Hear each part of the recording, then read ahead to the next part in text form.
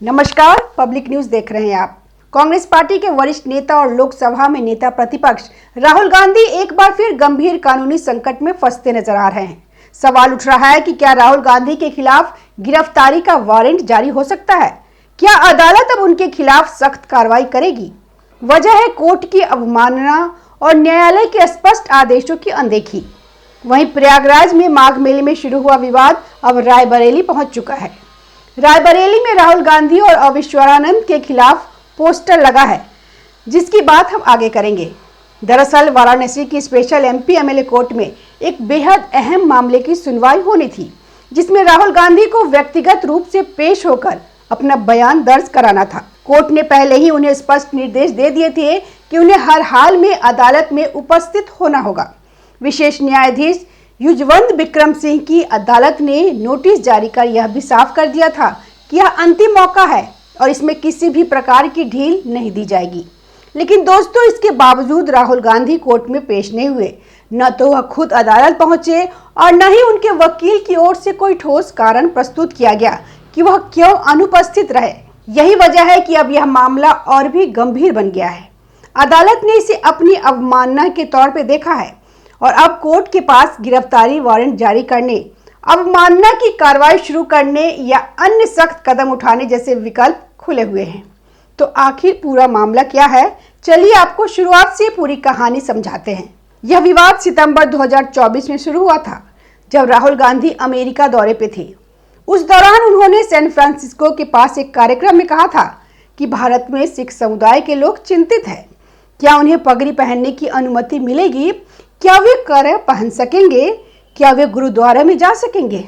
राहुल गांधी ने इसे भारत में धार्मिक स्वतंत्रता से जुड़ा संकट बताते हुए कहा था कि यह सिर्फ सिखों की नहीं बल्कि सभी धर्मों की लड़ाई है। इस बयान के बाद देश में जबरदस्त राजनीतिक और सामाजिक विवाद खड़ा हो गया। कई लोगों ने आरोप लगाया कि राहुल गांधी ने विदेश जाकर भारत की छवि खराब की और भ्रामक जानकारी फैलाई। खास तौर पर यह कहा गया कि उनके बयान का इस्तेमाल भारत विरोधी ताकतों और खालिस्तानी अलगाववादी तत्वों द्वारा देश के खिलाफ प्रोपेगेंडा फैलाने के लिए किया गया। इसके बाद वाराणसी के सारनाथ थाना क्षेत्र के पूर्व ग्राम प्रधान नागेश्वर मिश्र ने राहुल गांधी के खिलाफ कोर्ट में याचिका दायर की। उन्होंने आरोप लगाया कि राहुल गांधी के बयान से सिख समुदाय की भावनाएं आहत हुई है और इससे धार्मिक सद्भाव बिगड़ सकता है। उन्होंने कोर्ट से मांग की कि राहुल गांधी के खिलाफ एफआईआर दर्ज करने का आदेश दिया जाए। हालांकि नवंबर 2024 में अपर मुख्य न्यायिक मजिस्ट्रेट ने इस याचिका को खारिज कर दिया। कोर्ट ने कहा कि बयान अमेरिका में दिया गया था, इसलिए भारतीय अदालतों का क्षेत्राधिकार नहीं बनता और केवल आशंका के आधार पर एफआईआर दर्ज नहीं की जा सकती। इसके बाद याचिकाकर्ता ने सत्र अदालत में रिवीजन दाखिल किया। जुलाई 2025 में स्पेशल जज एमपी एमएलए कोर्ट ने मामले को दोबारा सुनवाई के लिए मजिस्ट्रेट कोर्ट को भेज दिया और नए सिरे से विचार करने का आदेश दिया। राहुल गांधी ने इस आदेश को इलाहाबाद हाईकोर्ट में चुनौती दी, लेकिन सितंबर 2025 में हाईकोर्ट ने उनकी याचिका खारिज कर दी और करीब 11,000 रुपये का जुर्माना भी लगाया। इसके बाद मामला फिर से वाराणसी की स्पेशल एमपी एमएलए कोर्ट में पहुंचा। जनवरी 2026 में कोर्ट ने राहुल गांधी को नोटिस जारी करते हुए 29 जनवरी को व्यक्तिगत रूप से उपस्थित होकर बयान दर्ज कराने का आदेश दिया। कोर्ट ने यह भी साफ कर दिया कि यह आखिरी मौका है और अब कोई बहाना स्वीकार नहीं किया जाएगा। लेकिन इतने स्पष्ट निर्देशों के बावजूद राहुल गांधी कोर्ट में पेश नहीं हुए। न तो उन्होंने खुद अदालत का रुख किया और न ही उनके वकील ने कोई संतोषजनक वजह बताई कि वह क्यों नहीं आए। इससे अदालत की नाराजगी और बढ़ गई। अब कोर्ट के पास यह विकल्प है कि वह राहुल गांधी के खिलाफ अवमानना की कार्रवाई शुरू करे या फिर गिरफ्तारी वारंट जारी करे। यह मामला सिर्फ एक कानूनी प्रक्रिया तक सीमित नहीं है, बल्कि यह न्याय व्यवस्था की गरिमा और नेताओं की जवाबदेही पर भी बड़ा सवाल खड़ा करता है। अगर कोई आम नागरिक कोर्ट के आदेश की इस तरह अवहेलना करता, तो क्या उसके साथ भी ऐसा ही नरम रवैया अपनाया जाता? आम आदमी कोर्ट की तारीख पर पेश न हो तो पुलिस उसे घर से पकड़कर अदालत में पेश करती है, लेकिन जब मामला बड़े नेताओं का होता है तो क्या कानून उनके लिए अलग होता है? यही सवाल आज देश भर में उठ रहा है। अब दोस्तों, इसी बीच राहुल गांधी से जुड़ा एक और विवाद सामने आया है। जिसने राजनीतिक माहौल को और गर्मा दिया है। यह मामला रायबरेली का है और जहां राहुल गांधी और शंकराचार्य स्वामी अभिमुक्तेश्वरानंद सरस्वती के खिलाफ पोस्टर लगाए गए हैं। इन पोस्टर्स में आरोप लगाया गया है कि शंकराचार्य राजनीतिक एजेंडा चला रहे हैं और उन्हें शंकराचार्य नहीं बल्कि कांग्रेसाचार्य बताया जा रहा है।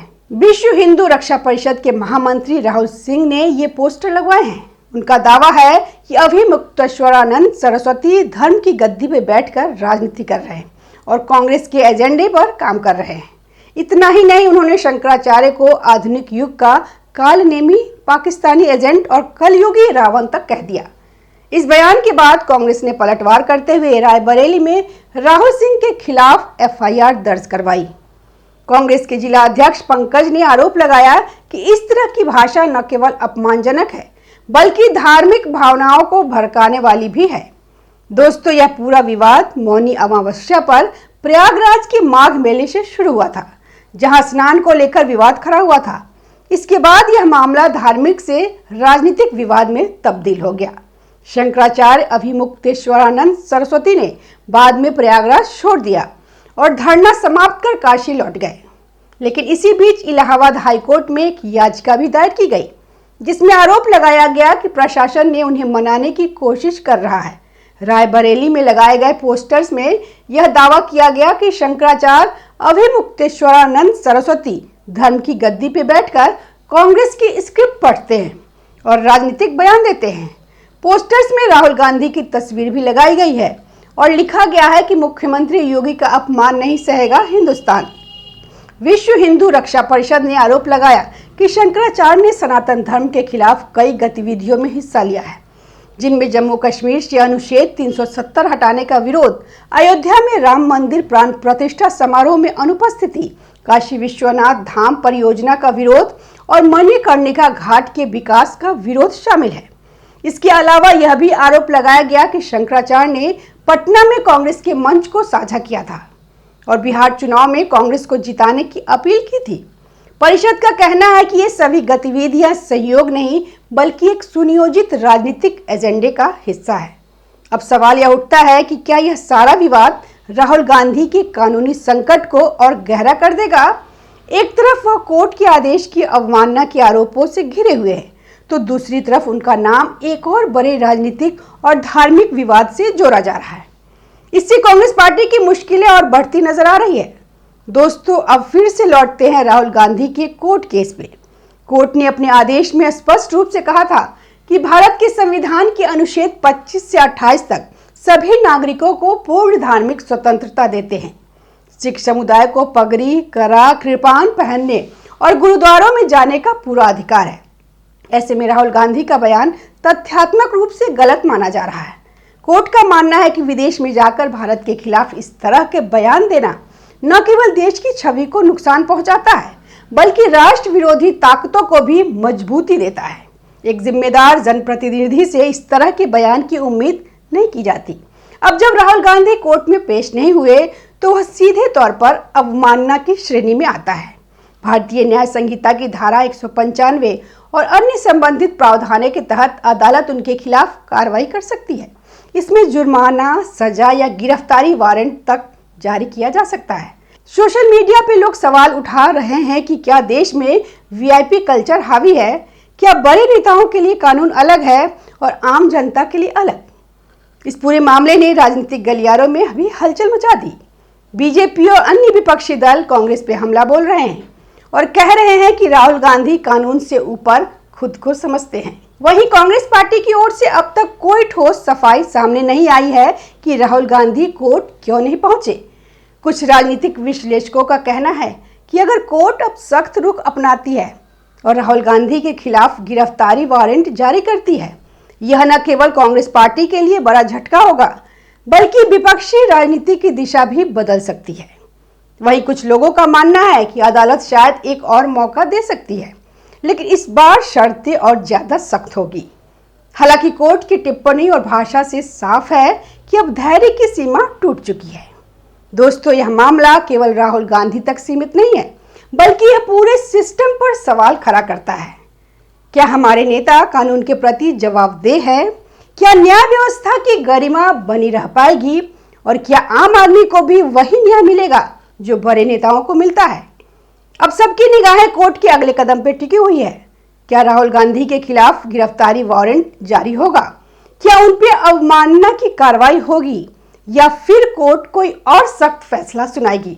अगर आपको यह वीडियो पसंद आया हो तो लाइक करें, शेयर करें और चैनल को सब्सक्राइब करना ना भूलें। धन्यवाद। ताज़ा खबरों से जुड़े रहने के लिए हमारे चैनल को सब्सक्राइब करें और बेल आइकन को दबाना ना भूलें ताकि हर खबर की नोटिफिकेशन आपको मिलती रहे।